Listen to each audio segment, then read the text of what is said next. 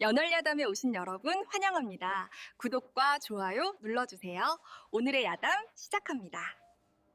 옛날 옛적 조선 후기 어느 고을에 흉년과 역병이 함께 찾아든 해가 있었습니다.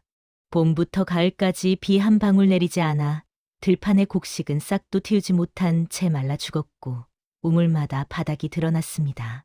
그렇게 굶주림이 시작되자 이내 역병까지 돌기 시작했지요. 기침과 열병으로 사람들은 하나둘 쓰러져 갔고 장례를 치를 힘조차 없어 시신을 그대로 내버려 두는 집도 생겨났습니다. 사람 목숨보다 쌀 한 마리 더 귀하던 그 시절, 장터에서는 사람조차 값으로 불렸습니다.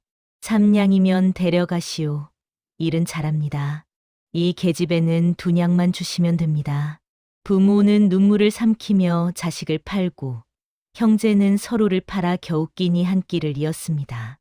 장터 한켠에는 팔려가기를 기다리는 사람들이 줄지어 앉아 있었고 그들의 눈빛은 이미 죽은 사람과 다를 바 없었지요.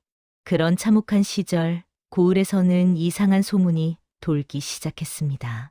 어느 몰락한 양반댁에서만 석 달 사이에 세 사람이 연달아 죽었다는 것이었습니다.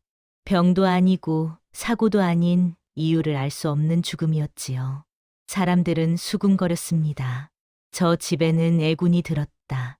귀신이 붙었을 게다. 그 양반댁의 주인은 박윤수 대감이었습니다. 한때는 고을에서 손꼽히는 명문가였으나 대감의 아버지 때부터 집안이 기울기 시작했지요. 빚은 늘어나고 전답은 하나둘 팔려나갔습니다. 그런 와중에 죽음까지 찾아왔습니다. 먼저 큰아들이 우물에 빠져 죽었고 한 달 뒤에는 며느리가 갑자기 피를 토하며 쓰러졌습니다. 그리고 석 달째 되던 날 대감의 동생마저 잠자리에서 차갑게 식은 채 발견되었지요. 의원을 불러도 원인을 알 수 없었고 장례를 치를 때마다 집안의 재산은 더욱 줄어들었습니다. 대감의 부인은 밤마다 울음을 삼켰고 남은 식구들은 공포에 떨며 밤을 지샜습니다. 다음은 누구 차례일까? 집안 사람들은 서로의 얼굴을 보며 두려움에 떨었습니다. 결국 대감은 무당을 불러들였습니다. 고을에서 가장 영험하다는 늙은 무당이 대감댁 마당에 들어섰지요. 무당은 구판을 벌이지도 않고 징을 치지도 않았습니다. 다만 집안 곳곳을 돌아다니며 무언가를 살폈을 뿐이었습니다. 한참을 돌아본 무당은 대감 앞에 섰습니다. 사람 하나를 들이시오. 대감이 눈썹을 찌푸렸습니다. 무슨 소리요? 맞아도 죽지 않는 여인을 들이시오. 그 여인이 이 집의 애군을 대신 받을 것입니다. 말은 불길했고 듣는 이들의 등골이 서늘해졌습니다. 대감은 이를 미친 소리라 여기며 무당을 내쫓았지요. 하지만 무당의 말은 대감의 머릿속에서 떠나지 않았습니다. 그로부터 며칠 뒤 5일장이 서는 날이었습니다. 아침부터 비가 추적추적 내렸고 장터는 질척한 진흙으로 뒤덮였습니다. 사람들은 비를 피하며 물건을 사고 팔았지요. 장터 한켠에서 고함 소리가 들렸습니다. 인연이 감히 의녀 행세를 하다니. 한 여인이 아전에게 붙잡혀 있었습니다. 여인은 30 안팎으로 보였고 비에 젖은 머리카락이 얼굴에 달라붙어 있었지요. 아전은 여인을 마구 때렸습니다. 기생 출신 주제의 약을 팔다니 이게 무슨 짓이냐? 여인은 맞아도 비명조차 지르지 않았습니다. 다만 축 늘어진 채 매를 받을 뿐이었지요. 사람들은 그 광경을 구경만 할 뿐 아무도 말리지 않았습니다. 오히려 침을 뱉으며 욕설을 퍼부었습니다. 천한 것이 주제를 모르고 맞아 죽어도 싸다. 여인은 그렇게 진흙탕에 쓰러져 갔습니다. 그 광경을 말없이 지켜보는 이가 있었습니다. 박 대감댁의 머슴 돌쇠였습니다. 사람들은 그를 바보라 불렀지요. 20살이 넘도록 셈도 못하고 말도 느렸으며 맞아도 그저 해에 웃기만 하는 사내였습니다. 돌쇠는 여인이 맞는 모습을 물끄러미 바라보았습니다. 사람들의 웃음소리, 아전의 고함, 비오는 소리가 뒤섞였지요. 그러나 돌쇠의 귓속에는 오직 한 가지 소리만 들렸습니다. 맞아도 죽지 않는 여인. 무당의 말이 돌쇠의 머릿속을 맴돌았습니다. 아전이 여인을 끌고 가려 하자 돌쇠가 천천히 앞으로 걸어 나갔습니다. 사람들이 수군거렸지요. 바보가 뭐 하려나. 돌쇠는 품에서 무언가를 꺼냈습니다. 손에 쥐어진 것은 동전 몇 냥이었습니다. 평생 모은 돈이었지요. 돌쇠는 떨리는 손으로 그것을 아전에게 내밀었습니다. 이걸로 저 사람 데려가면 됩니까? 아전이 어이없다는 표정으로 돌쇠를 바라보았습니다. 그러더니 곧 비웃음을 터뜨렸지요. 크크, 바보 머슴이 사람을 산다고? 사람들도 따라 웃었습니다. 하지만 아전은 돈을 낚아챘습니다. 어차피 팔아넘길 여자였으니 돈을 받는 게 나았지요. 좋다. 데려가거라. 어차피 쓸모없는 계집이니. 돌쇠는 여인을 일으켜 세웠습니다. 여인은 피투성이가 된 얼굴로 돌쇠를 올려다보았지요. 그 눈빛에는 아무런 감정도 없었습니다. 이미 죽은 사람의 눈과 같았습니다. 돌쇠는 여인의 팔을 부축하며 천천히 장터를 빠져나갔습니다. 해가 저물 무렵 돌쇠는 피투성이 여인을 데리고 대감댁 문을 두드렸습니다. 대문이 열리자 안주인이 비명을 질렀습니다. 이게 무슨 꼴이냐? 대감이 달려왔고 여인을 본 순간 얼굴이 불그락불그락 변했습니다.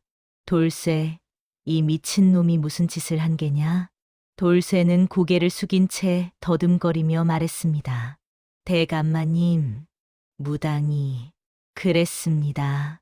맞아도 죽지 않는 여인을 드리라고.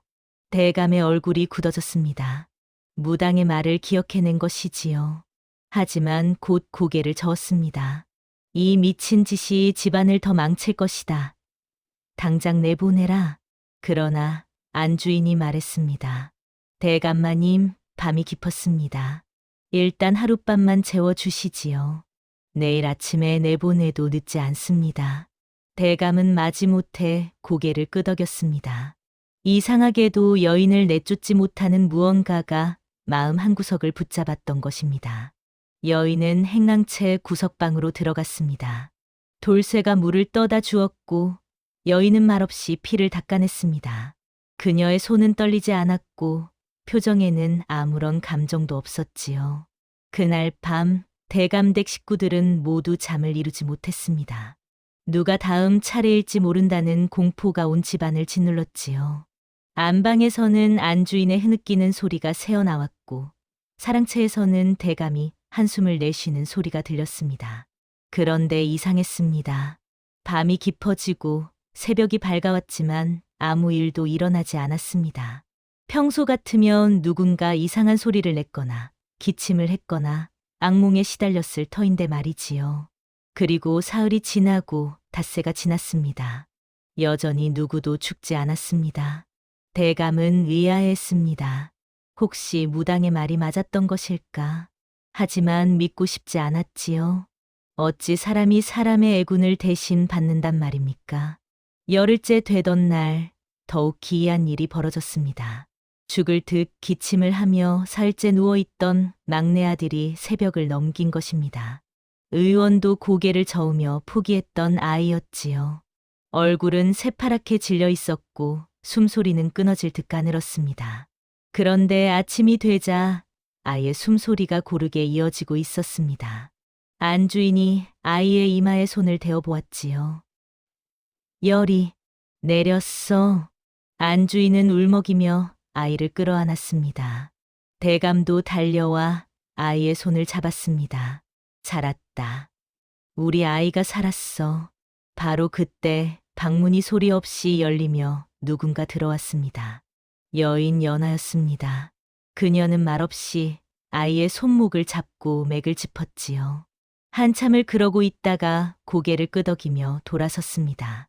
안주인이 놀라 물었습니다. 당신이 약을 아오? 연하는 대답 없이 방을 나가려 했습니다. 대감이 그녀를 불렀지요. 잠깐, 내 아들을 당신이 살린 거요? 연하가 멈춰 섰습니다. 그녀는 천천히 고개를 돌려 대감을 바라보았습니다. 살린 게 아닙니다. 그저 죽음을 늦췄을 뿐입니다.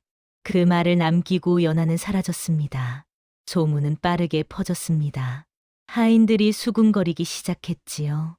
저 여인이 들어온 뒤로 죽음이 멈췄다.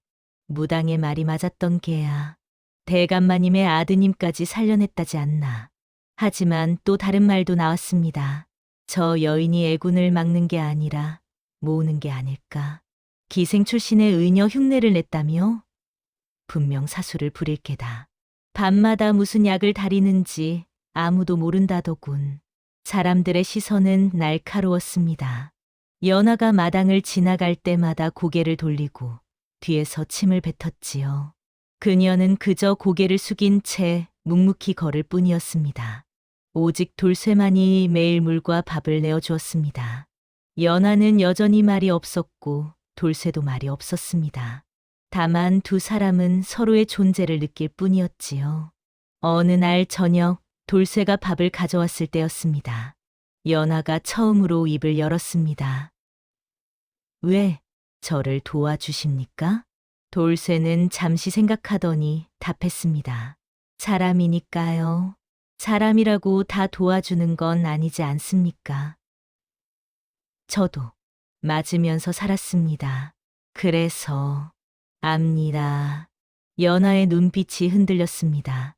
처음으로 그녀의 얼굴에 감정이 스쳐 지나갔지요. 보름이 지날 무렵 대감은 연하를 사랑채로 불렀습니다. 앉으시오. 연하는 조심스럽게 방 한 구석에 앉았습니다. 대감이 입을 열었지요. 솔직히 말하겠소. 처음에는 당신을 믿지 않았소. 하지만 이제는 인정할 수밖에 없구려.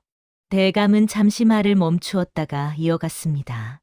내 집안을 살려준 은혜 잊지 않겠소. 앞으로는 이 집의 식구로 대접하겠소. 연하가 고개를 들었습니다. 저는 그럴 자격이 없습니다. 무슨 말이오? 저는 사람을 살리는 게 아닙니다. 단지 죽음을 조금 미룰 뿐입니다. 언젠가는 다시 죽음이 찾아올 것입니다. 대감의 얼굴이 굳어졌습니다. 그게 무슨 뜻이오? 운명을 거스를 수는 없습니다. 저는 그저 시간을 벌어줄 뿐입니다. 그날 밤부터 대감의 얼굴에는 다시 근심이 어렸습니다. 한 달이 지날 무렵 집안에는 평화가 찾아온 듯 보였습니다. 아무도 죽지 않았고 아픈 사람도 없었습니다. 막내는 완전히 회복되어 마당을 뛰어다녔고 다른 식구들도 안정을 되찾았지요. 안주인은 연하에게 고운 옷을 내어주었고 대감은 그녀를 상객으로 대우했습니다. 하인들도 이제는 함부로 대하지 못했습니다. 어느 따뜻한 봄날 오후 연하는 마당 한 구석에서 약초를 다듬고 있었습니다. 돌쇠가 다가와 옆에 앉았지요. 날씨가 좋습니다. 그렇습니다. 이렇게 평화로운 날이 계속되면 좋겠습니다. 연하의 손이 잠시 멈췄습니다. 그녀는 하늘을 올려다보았습니다. 평화는 오래가지 않습니다. 언제나 그랬습니다. 왜 그렇게 생각하십니까? 제가 있는 곳마다 결국 불행이 찾아왔으니까요. 돌쇠가 조심스럽게 물었습니다. 무슨 일이 있으셨습니까? 연하는 한참을 말이 없었습니다. 그러다 천천히 입을 열었지요. 어릴 적 일입니다. 저를 거두어 주신 스승님이 계셨습니다. 의술을 가르쳐 주셨지요. 하지만 제가 기생 출신이라는 것이 알려지고 스승님은 벌을 받으셨습니다. 그래서 스승님은 유배를 가셨고 그곳에서 돌아가셨습니다. 제 때문에 말입니다. 돌쇠는 말없이 연하 옆에 앉아 있었습니다. 그의 존재만으로도 연하는 조금 위안이 되었습니다. 그날 밤 평화는 산산이 부서졌습니다. 고을 이방이 대감댁을 찾아온 것입니다. 횃불을 든 관속들이 대문 앞을 가득 메웠지요. 박 대감, 당신 집에 도망친 계집을 숨겨두고 있다는 소문을 들었소. 대감이 마루로 나왔습니다. 무슨 말씀이오? 연하라는 계집이오. 관아에서 조사 중인 자인데 장터에서 사라졌다 하더군. 의녀 행세를 하며 사람을 속여 돈을 뜯어낸 죄로 잡아들이려 했던 자요. 이방의 말에 대감의 얼굴이 굳어졌습니다. 그건 오해가 아니겠소. 그 여인은 진짜로 의술을 합니다. 우리 집안 식구들을 살렸소. 이방이 비웃었습니다. 크크. 그래서 더 위험하다는 겁니다. 신분도 없는 계집이 함부로 의술을 쓴다는 것 자체가 법을 어긴 것이오. 지금 당장 내놓으시오. 대감은 갈등에 빠졌습니다. 연하를 넘겨주면 관아와의 마찰은 없겠지만 다시 죽음이 찾아올지도 몰랐습니다. 그렇다고 거부하면 관아의 눈밖에 나는 것이었지요. 사흘만 말미를 주시오. 제대로 알아보겠소. 이방은 코웃음을 쳤습니다. 좋소. 사흘 후에 다시 오겠소. 그때까지 그 계집을 준비해 두시오.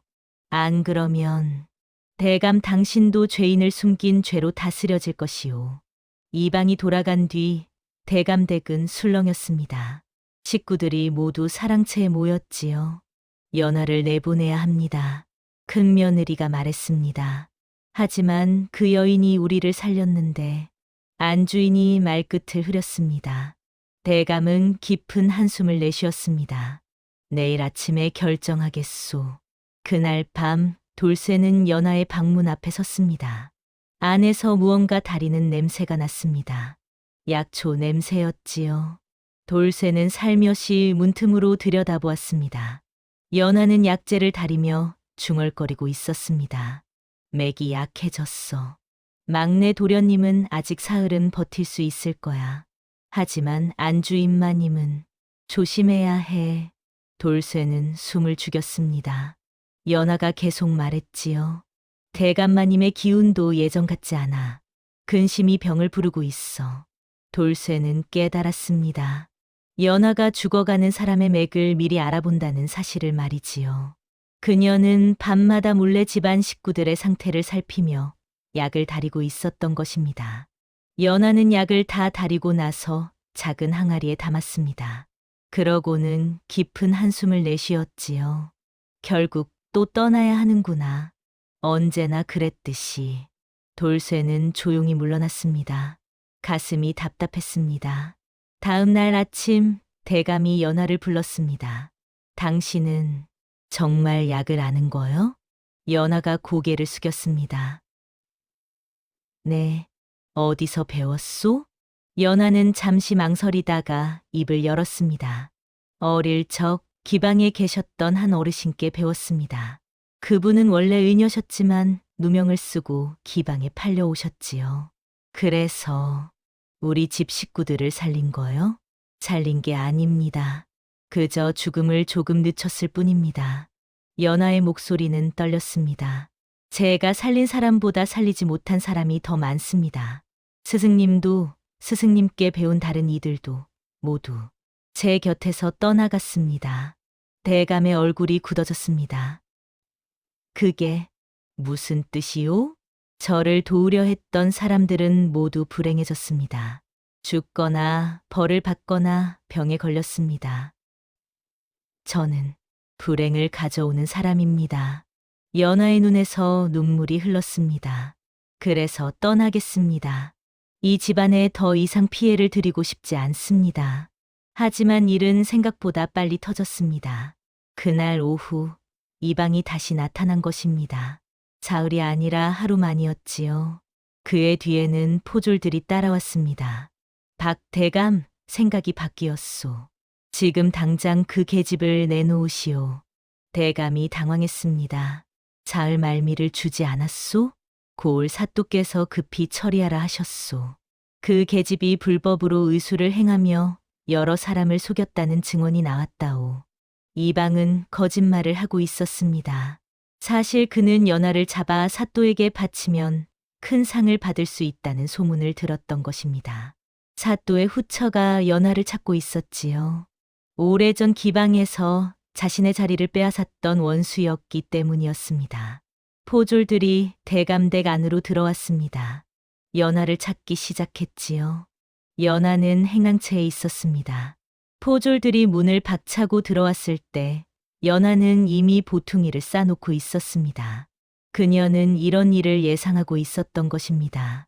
2년 1호구나. 포졸이 연하의 팔을 잡아 끌었습니다.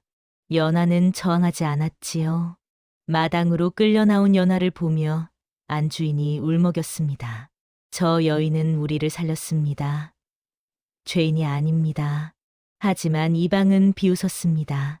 신분도 없는 것이 의술을 행했으니 그게 죄요. 더구나 여러 사람을 속여 돈을 받았다지 않소. 그건 거짓말입니다.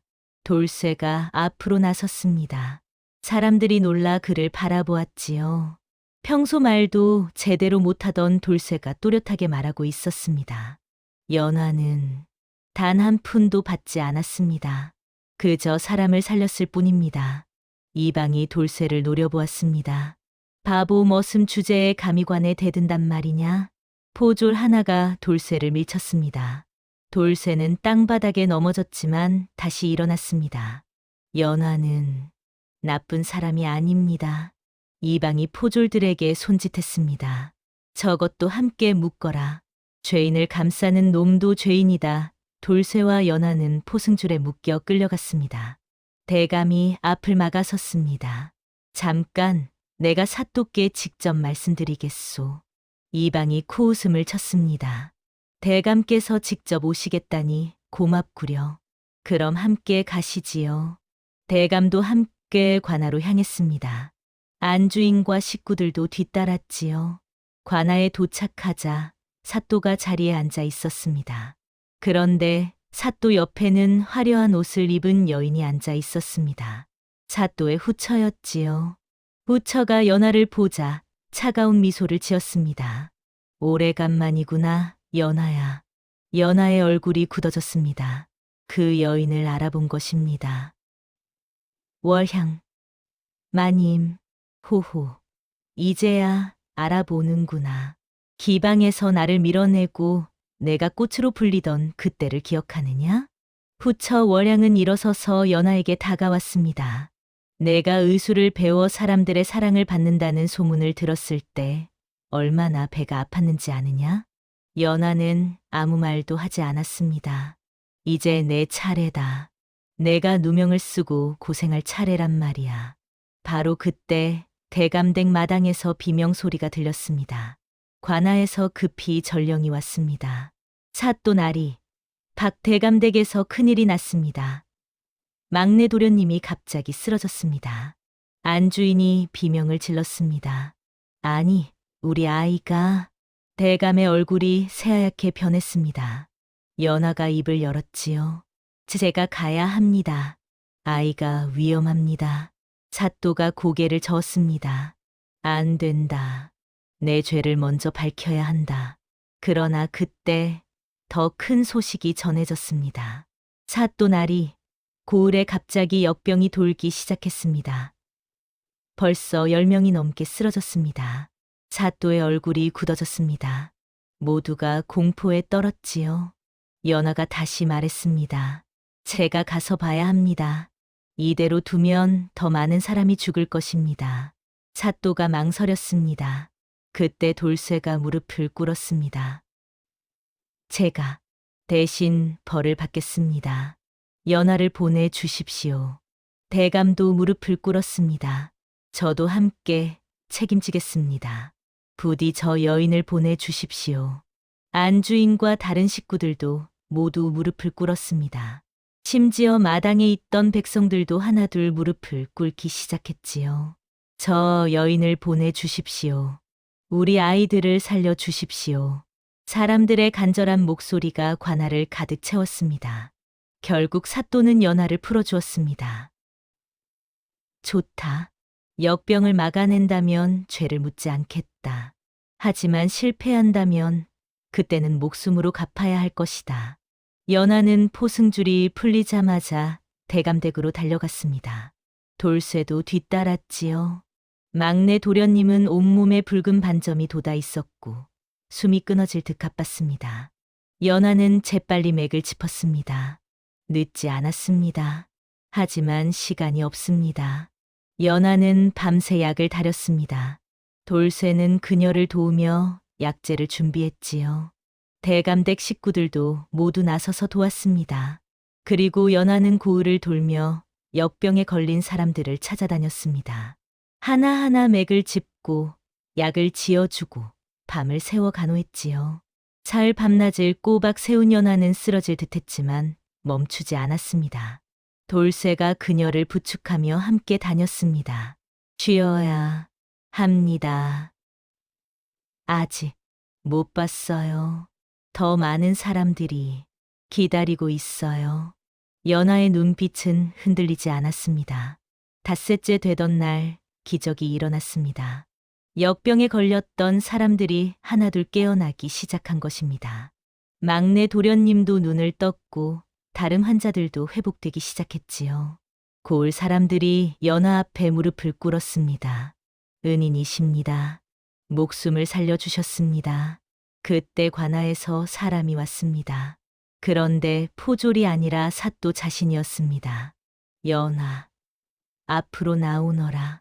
연하가 앞으로 나섰습니다. 사또가 말했지요. 내가 잘못 보았다. 내 죄를 묻지 않겠다. 오히려 내게 상을 내리겠다. 그런데 그때 후처 월양이 비명을 질렀습니다. 안 됩니다. 저 계집은 죄인입니다. 사또가 고개를 저었습니다. 부인, 그만하시오. 이 여인은 고을을 살렸소. 월양의 얼굴이 일그러졌습니다. 그녀는 소리쳤지요. 저것은 요녀입니다. 저것이 역병을 퍼뜨린 겁니다. 하지만 아무도 그녀의 말을 듣지 않았습니다. 사람들은 오히려 월양을 비난하기 시작했지요. 사또 부인께서 질투가 과하십니다. 은인을 모함하시다니. 월양은 분을 참지 못하고 관아로 돌아갔습니다. 며칠 뒤 그녀는 병에 걸려 자리에 눕게 되었고 얼마 지나지 않아 사또에게 버림받았다는 소문이 돌았습니다. 악한 마음이 결국 자신에게 돌아온 것이었지요. 고을에 평화가 찾아왔습니다.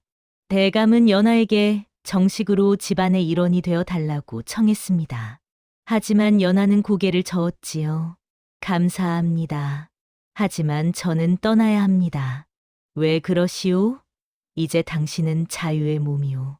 아직 제가 가야 할 곳이 많습니다. 아픈 사람들이 저를 기다리고 있습니다.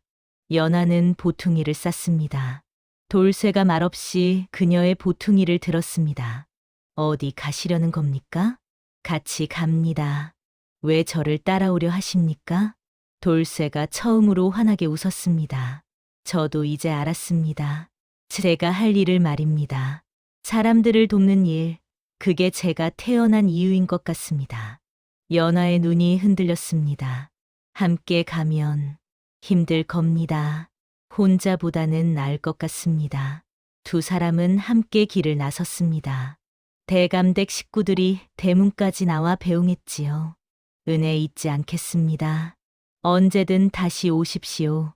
면양의 사온 여인으로 박대감댁은 살아났고 바보라 불리던 머슴은 처음으로 사람 대접을 받았습니다. 두 사람은 함께 길을 떠났습니다. 아픈 사람을 찾아 죽어가는 사람을 살리기 위해 말이지요. 고을 사람들은 그제야 깨달았습니다. 값이 싼 건 사람이 아니라 사람을 함부로 버리고 차별하던 세상이었음을 말입니다. 귀한 것은 금이나 은이 아니라 사람을 아끼고 살리려는 마음이라는 것을 깨달은 것이지요. 옛말에 이런 말이 있습니다. 사람을 사랑하는 것은 하늘을 공경하는 것이요. 사람을 천하게 여기는 것은 하늘을 모독하는 것이라고 말이지요.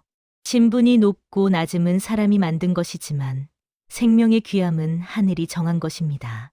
돌쇠는 비록 바보라 불렸지만 생명의 귀함을 아는 지혜로운 사람이었습니다. 연하는 비록 천한 신분이었지만 수많은 생명을 살린 진정한 의원이었습니다. 여러분도 주변의 소중한 사람들을 귀하게 여기며 살아가시길 바랍니다. 신분이나 겉모습이 아니라 그 사람의 진심과 행동을 보며 살아가시길 바랍니다. 다음 영상을 빠르게 만나보시려면 좋아요와 구독을 눌러주세요. 그럼 더 재미있는 영상으로 찾아뵙겠습니다. 모두 행복한 하루 보내세요.